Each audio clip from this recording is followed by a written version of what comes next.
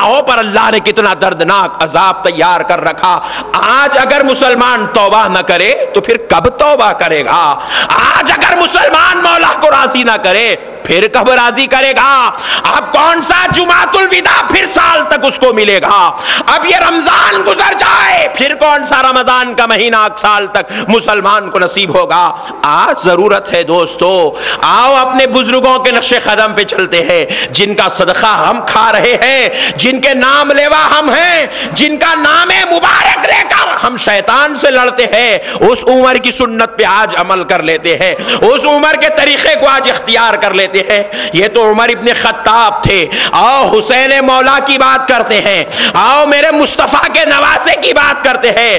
ارے جس کو جنت کا سردار بنایا گیا، جس کے لیے جنت سجائی گئی، جس کے لیے جنت کے باغات و نہرات کو لگایا گیا، وہ حسین مجتبی. ایک بار اللہ کے پیارے حبیب رحمت للعالمین صلی اللہ علیہ وسلم کے نواسے کعبۃ اللہ شریف کے صحن میں کھڑے ہوئے ہیں، مقام ابراہیم کو پکڑے ہوئے ہیں. وہ کہا اے اللہ یہ وہ مقدس پتھر ہے جس کا تذکرہ تو نے قرآن مقدس میں کیا ہے، یہ وہ مقدس پتھر ہے اے اللہ جس پر تیرے نبی نے کھڑے ہو کر اس کعبے کی تعمیر فرمائی ہے. اے اللہ میں اسی پتھر کو گواہ بنا کر آج تیرے دربار میں حاضر ہوا ہوں. مولا حسین کے بچپنے سے لے کر آج تک جتنے گناہ ہوئے ہیں مولا معاف فرما دے، مولا معاف فرما دے. اب حضرت حسین جب رونا شروع کرتے ہیں پورے شہر مکہ میں کوہرام مچ گیا، پورے شہر مکہ میں کوہرام مچ گیا. لوگ اپنے گھروں سے نکل کر آئے اور حضرت امام حسین رضی اللہ تعالیٰ عنہ کے ارد گرد جمع ہو گئے، ارد گرد جمع ہو گئے. جمع ہونے والے کوئی عام لوگ نہیں تھے، صحابہ کرام تھے، تابعین تھے. وہ لوگ جب تباہ جمع ہو گئے، گھروں کی خواتین نکل آئی، بچے نکل آئے، بوڑھے نکل آئے. حضرت امام حسین جو اس وقت توبہ کر رہے تھے. مگر معزز سامعین کرام میں ایک سوال کرتا ہوں، بتاؤ وہ حسین مجتبی کے پاس کون سا گناہ تھا جس کی توبہ کر رہے تھے؟ ارجی جن کو دیکھ کر گناہ شرماتا تھا وہ توبہ کر رہے ہیں، جن کو دیکھ کر گناہ ڈرتا تھا وہ آج توبہ کر رہے ہیں، جن کو دیکھ کر گناہ ان کی نیکی سے پناہ مانگتا تھا آج وہ اللہ کے دربار توبہ کر رہے ہیں. فرماتے ہیں حضرت امام حسین کی توبہ کو دیکھ کر ایک صحابی آ کر کہنے لگے حسین تنہا اپنے لیے کیوں گزارش کر رہے ہو، ساتھ میں ذرا میرا نام بھی لے لو، تمہاری مغفرت ہو جائے گی تو میرا بھی بیڑا پار ہو جائے گا. پھر دوسرے صحابی کہتے میرا بھی نام لے لو، ایک تابعی آگے کہتے میرا بھی نام لے لو. ہر کوئی اپنے اپنے نام پیش کرنے لگے. حضرت امام حسین عرض کرتے اے اللہ، اے الہ العالمین دیکھ آج پورے گناہگار کعبے کے صحن میں جمع ہو گئے ہیں.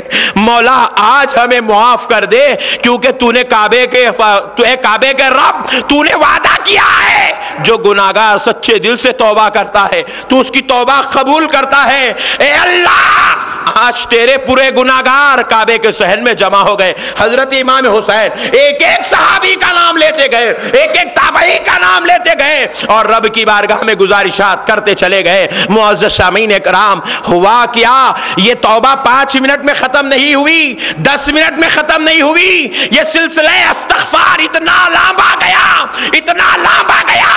لوگ کہتے ہیں ہم نے دیکھا حسین پہ بے ہوشی طاری ہوئی. جب حسین گرے تو مقام ابراہیم کا مار حضرت حسین کی پیشانی پر لگ گیا. اللہ اکبر، جس میں اقدس سے خون بہنے لگا. حضرت امام حسین کو جب اٹھایا گیا تو حضرت امام حسین جب ہوش میں آئے ہاتھ لگائے تو دیکھے، کہے اے اللہ یہ گنہگار کا خون ہے، اے اللہ اب تو معاف فرما دے، یہ بھی میری توبہ پر گواہی دینے والا ہو گیا ہے. اللہ اکبر. معزز سامعین کرام ذرا غور کرو، وہ ایسے بڑے جلیل القدر لوگ تھے اور ایسی توبہ کرتے تھے بے ہوشی طاری ہو جاتی تھی، رقت طاری ہو جاتی تھی، گریہ وزاری کی انتہا ہوتی تھی.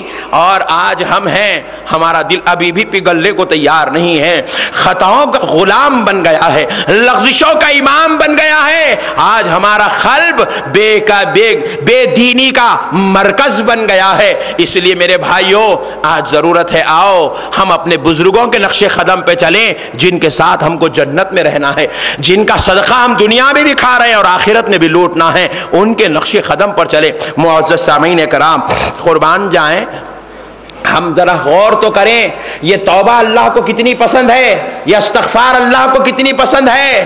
میرے بھائی، ہمارے اور آپ کے پیارے آقا رحمت للعالمین صلی اللہ علیہ وسلم دن میں 70 مرتبہ استغفار شریف پڑھا کرتے تھے، دن میں 70 مرتبہ استغفار کی تلاوت فرماتے۔ حضرت عائشہ رضی اللہ تعالیٰ عنہ عرض کرتی ہیں، یا رسول اللہ، آپ پر میرے ماں باپ قربان، میرے آقا آپ تو ہر خطا و لغزش سے پاک کر کے پیدا کیے گئے ہیں، یا رسول اللہ آپ کو دیکھ لے خطا کار کی خطا معاف ہو جاتی ہے، گناہ گار کے گناہ معاف ہو جاتے ہیں، آپ کا تذکرہ بھی رحمت بنایا گیا ہے، یا رسول اللہ پھر آپ کیوں استغفار فرماتے ہیں؟ میرے آقا ارشاد فرماتے ہیں، عائشہ، دو باتیں حضور نے فرمائی۔ پہلی بات فرمائی، عائشہ میں چاہتا ہوں میں اللہ کے اچھے عاجز بندوں میں شمار کیا جاؤں، اس کے اچھے پیارے بندوں میں شمار کیا جاؤں، اور خوب توبہ کرنے والوں میں شمار کیا جاؤں۔ مطلب یہ ہوا سرکار کو خوب توبہ کرنا، خوب عاجزی اختیار کرنا بہت زیادہ پسند تھا۔ اور پھر دوسری بات وجہ حضور فرماتے، عائشہ میں اس لیے استغفار کرتا ہوں تاکہ مجھے دیکھ کر میری امت کے گناہ گاروں کو استغفار کرنا آ جائے، مجھے دیکھ کر میری امت کے گناہ گاروں کو توبہ کی توفیق نصیب ہو جائے۔ اللہ اکبر۔ شب برات کا واقعہ آپ نے سنا، رسول اللہ قبرستان شریف کی طرف تشریف لے گئے، بتاؤ وہ رحمت للعالمین نظر ڈال دے تو کائنات کے مقدر بدل جائے، ان کو جنت البقیع تشریف لے جانے کی کیا ضرورت تھی؟ میرے آقا علیہ السلام نے اس لیے جنت البقیع تشریف لے گئے تاکہ آج میری امت مجھ کو اس حال میں دیکھ لے کہ میں بھی کسی کے لیے دعائے مغفرت کر رہا ہوں، میں بھی کسی کے لیے نجات مانگ رہا ہوں، میں بھی کسی کے لیے رحمت طلب کر رہا ہوں، تاکہ میرا عمل دیکھ کر میری امت کو کم سے کم اپنے لیے تو نجات مانگنا آ جائے، اپنے لیے تو مغفرت مانگنا آ جائے، اپنے لیے تو توبہ کرنا آ جائے۔ اجی جو جا چکے ہم تو انہیں کچھ نہیں دے رہے ہیں، ہم تو انہیں کچھ نہیں دے رہے ہیں۔ نہ آج ہمارے پاس قرآن کے ایصال ثواب کا مسئلہ رہا، نہ یاسین کی ایصال ثواب نہیں، نہ آیات کریمہ کی مجلس رہی، نہ درود پاک کے نذرانے رہے، نہ ان کے لیے کچھ ایصال ثواب کی محفل نعت رہی۔ ہم تو کچھ نہیں کر رہے ہیں۔ اجی کسی کے لیے کچھ نہیں کر سکے تو نہ کر سکے، کم سے کم اپنے لیے تو کر لے میرے بھائی، اپنے لیے تو کر لے میرے بھائی، اپنے آپ کو اللہ کے عذاب سے بچا لے، رسول اللہ صلی اللہ تعالیٰ علیہ وسلم کی ناراضگی سے بچا لے، خبر و محشر کے عذاب سے بچا لے۔ معزز ناظرین اکرام، معزز سامعین اکرام، قربان جائیں اللہ کی رحمت کے، اللہ بڑا رحمان ہے، اللہ بڑا رحمان ہے۔ اس نے خود ہمارے کو قرآن شریف میں ارشاد فرمایا، ان اللہ یغفر الذنوب جمیعا، بے شک اللہ سارے گناہوں کو معاف کرنے والا ہے، مگر شرط ایک ہے، کوئی توبہ کرنے والا بھی تو ہو جائے، کوئی معافی چاہنے والا بھی تو آ جائے۔ کہتا ہے میرے بندو آؤ، مجھ سے طلب کرو، میں دینے کو تیار ہوں، میرے سامنے دامن پھیلاؤ، میں تمہارے دامن بھرنے تیار ہوں، میرے سامنے خیرات کے کٹورے آگے بڑھاؤ، میں تمہیں رحمت والی خیرات دینے کو بھی تیار ہوں۔ مگر معزز سامعین کرام، آج کا ماحول اور معاشرہ بڑا بے دینی کی طرف چلتا چلا جا رہا ہے۔ افسوس ہے ہمارے نوجوان بھائیوں پر کہ ہمارے نوجوان بھائی دنیا کو ہی سب کچھ سمجھ بیٹھے ہیں، بھلائیاں دنیا میں ہی ڈھونڈنے لگے ہیں، خیر کو دنیا میں ہی طلب کرنا چاہتے ہیں، مگر اللہ گواہ ہے، اسلام گواہ ہے، قرآن و حدیث کی باتیں گواہ ہیں، بھلائی دنیا میں نہیں مل سکتی، بھلائی بندگی میں نصیب ہونے والی ہے۔ خیر دنیا میں نہیں ملتا، خیر اللہ کی عبادت میں رکھا ہوا ہے۔ نعمتیں دنیا کے پیچھے پھرنے میں نہیں ملتی، اللہ کی بارگاہ میں سجدوں میں نعمتیں رکھی ہوئی ہے۔ میرے بھائیوں، آج ضرورت ہے توبہ و استغفار کی طرف توجہ کرے، اللہ رب العزت کی رحمت کو اپنے لیے آواز دے، اس کو خوب بلائیں، خوب اس کی آواز رحمت کو للکارے۔ معزز سامعین کرام، ایک بات سناؤں تو آپ بھی بڑے تعجب میں پڑ جائیں گے کہ ہمارے بزرگوں نے کیسی کیسی توبہ کی ہے، کس کس انداز کی توبہ کی ہے۔ حضرت صابر پیا کلیری رحمت اللہ علیہ اللہ کے ان محبوب بندوں میں سے ہیں، ان محبوب بندوں میں سے ہیں۔ فرمایا جاتا ہے کہ حضرت صابر پیا رحمت اللہ علیہ غوث پاک رضی اللہ تعالیٰ عنہ کے ثانی مانے جاتے تھے، سرکار غوث اعظم کے ثانی مانے جاتے تھے۔ حضرت صابر پیا رحمت اللہ علیہ کی عبادات میں لکھا ہوا ہے 12 سال تک الٹے لٹک کر ایک جھاڑ پر الٹے لٹک کر آپ نے اللہ کی عبادت کی۔ ذکر و اذکار کیا 12 سال تک. اور حضرت صابر پیا کے تعلق سے فرمایا جاتا ہے ایک بچہ اپنی ماں کی گود میں لیٹ کر جتنا دودھ پیتا ہے صابر پیا نے پوری زندگی میں اتنا کھانا بھی نہیں کھایا ہے. حضرت صابر پیا کی ایسی کرامات بیان کی جاتی ہے اور فرمایا جاتا ہے اللہ نے رسول اللہ کی امت کے 2 لوگوں میں پورا جلال تقسیم کر دیا تھا. ایک جلال کا آدھا حصہ غوث اعظم کو دیا تھا, دوسرا حصہ صابر پیا کلیری کو دیا تھا. معزز سامعین کرام, یہ وہ صابر پیا کلیری ہیں کہ رضی اللہ تعالیٰ عنہ ان کے تعلق سے بیان کیا جاتا ہے. سیرت کی کتابوں میں لکھا جاتا ہے جب حضرت صابر پیا کلیری رحمت اللہ علیہ اپنے پیر و مرشد حضرت مسعود گنج شکر حضرت فرید رحمت اللہ علیہ کی مجلس میں جب بیٹھتے تھے تو حضرت فرید الدین گنج شکر رحمت اللہ علیہ گناہوں کے بارے میں جب امت کی اصلاح کے لیے, مریدین کے قلب کی صفائی کے لیے جب تذکرہ فرماتے تھے تو حضرت صابر پیا کلیری وہ گناہوں کا عذاب, وہ گناہوں پر ہونے والی ملامت, وہ گناہوں پر ہونے والے عتاب کا تذکرہ سنتے تو ایسے روتے تھے کہ چیخ مار کر زمین سے اچھلتے اور بے ہوش ہو کر نیچے گر جاتے تھے. حضرت مسعود گنج شکر ان کو اٹھاتے اور اٹھا کر اپنے گود میں لٹاتے, سینے پر رکھتے, تسلی دیتے, پوچھتے اے صابر پیا, اے صابر کلیر, ہم نے تمہارے لیے تو یہ باتیں بیان نہیں کی, لیکن حضرت صابر پیا عرض کرتے ہیں باتیں کسی کے لیے بیان ہو رہی ہو لیکن اگر شمار میرا ان گناہگاروں میں کر لیا جائے تو کیا ہوگا, میں اپنے رب کو کیا چہرہ دکھاؤں گا. وہ کون کہہ رہا ہے جو 12 سال الٹے لٹک کر عبادت کر رہا ہے, وہ گناہوں سے اتنا ڈر رہے ہیں وہ کہہ رہے ہیں کہ اگر میرا شمار گناہگاروں میں کر لیا جائے, خطاکاروں میں کر لیا جائے, سیاہکاروں میں کر لیا جائے تو میرا کیا حشر ہوگا, میں اپنے رب کو کیا چہرہ دکھاؤں گا, اس کے عذاب سے کیسے بچوں گا. وہ نیکوکار تھے, گناہگاروں میں شمار ہونے پر اتنا ڈرتے تھے. ہم کو یقین کامل ہے اگر دنیا میں کوئی گناہگار ہے تو وہ ہم ہیں, اگر دنیا میں کوئی گناہگار ہے تو وہ ہم ہیں. تو پھر سوچو میرے بھائی ہمارے گناہوں پر ہم کو کتنی ندامت ہونی چاہیے, کیسی توبہ کی آج ضرورت ہے. اس لیے میرے بھائیوں اللہ کے دربار میں خوب گڑ گڑا کر سچے دل سے جو توبہ کی جاتی ہے اللہ اس کو قبول فرماتا ہے. توبہ کے تعلق سے بیان کیا گیا توبہ 3 چیزوں کا نام ہے. کلے پیٹنے کا نام توبہ نہیں ہے, پیشانیاں رگڑنے کا نام توبہ نہیں ہے. توبہ 3 چیزوں کا نام ہے. پہلا گناہ کو گناہ سمجھنا, پہلا ہے گناہوں کو گناہ سمجھنا.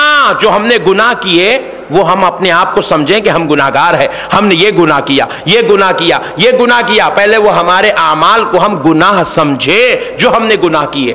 معزز سامعین کرام پھر فرماتے ہیں دوسری چیز یہ ہے توبہ کی, یہ تو پہلی شرط تھی, توبہ کی دوسری شرط ہے کہ جو گناہ ہم نے کیے اس پر ندامت ہونا, شرمندگی ہونا, ہمیں اپنے اندر یہ جذبہ پیدا ہو کہ اے اللہ میں بڑا گناہگار ہوں, میں بڑا خطاکار ہوں, اس دھرتی پر مجھ سے بڑا گناہگار کوئی نہیں ہے, آج شرمندہ ہو کر تیرے دربار میں حاضر ہوا ہوں. ایسی شرمندگی کا احساس ہمارے اندر ہونا.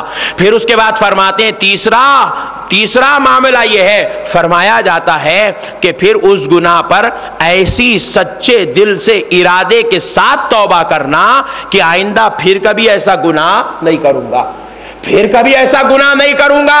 2 چیزیں تو ہو گئی, گناہ کو گناہ بھی سمجھا, گناہ پر نادم و شرمندہ بھی ہوا, لیکن تیسری چیز ہے آئندہ ایسا گناہ نہیں کروں گا. یہ ارادہ نہیں کیا تو توبہ قبول نہیں ہوتی, توبہ پوری نہیں ہوتی. آج توبہ کو سمجھنے کی ضرورت ہے. توبہ کیا ہے؟ پچھلے گناہوں کو معاف بھی کراتی ہے, آگے کے گناہوں سے بچانے کا کام بھی کرتی ہے. اس لیے میرے بھائیوں آج توبہ کی ضرورت ہے, کیونکہ اب رمضان چلا جائے گا, پھر رمضان ختم ہوتے ہی شیطان آزاد ہو جائے گا, ملامتوں کی طرف, برائیوں کی طرف, ذلت کی طرف ہمیں کھینچتا رہے گا, برائیوں کی طرف پکڑ کے لاتا رہے گا, ذلتوں کی طرف پکڑ کر لاتا رہے گا, اور ہمیں اس وقت یہی توبہ بچانے کے لیے کام میں آئے گی. یہی توبہ ہمیں احساس دلائے گی جمعۃ الوداع جیسے مقدس دن گناہگار تو نے گناہ کر لی، گناہوں پر توبہ کیا، اللہ نے تیرے گناہوں کو معاف کیا تھا، پھر کیوں آج توبہ، پھر کیوں آج گناہ کر رہا ہے؟ ہمیں یہ توبہ احساس دلائے گی۔ معزز سامعین اکرام، جب یہ سچے دل سے توبہ ہوتی ہے، ہم تو پھر بھی چھوٹے درجے کے گنہگار ہیں، ایک بڑے درجے کا گنہگار بتاتا ہوں۔ ایک کفن چور تھا، ایک کفن چور تھا، قبر جیسے ہی بنا دی جاتی کچی قبریں کھود دا، اس میں کا کفن چرا لیتا تھا۔ ایک دن ہوا کیا، اللہ کی طرف سے توفیق ہوئی، ہدایت ہوئی، ایک اللہ کے محبوب ولی کی بارگاہ میں مسجد میں خطاب ہو رہا تھا، جا کے مجلس میں بیٹھ گیا۔ اللہ کے ایک نیک بندے کا خطاب ہو رہا تھا، مجلس میں بیٹھ گیا، اور ان کا خطاب گناہوں پر توبہ کے تعلق سے تھا۔ سارے لوگ مجلس میں بیٹھ کے رو رہے تھے، وہ کفن چور کو بھی اللہ کی طرف سے توفیق ہوئی، رونے لگا، ہدایت ہوئی، رونے لگا، اور حضرت نے 3 باتیں جو توبہ کی بتائی تھی، وہ تینوں باتوں پر بھی عمل کرنے لگا۔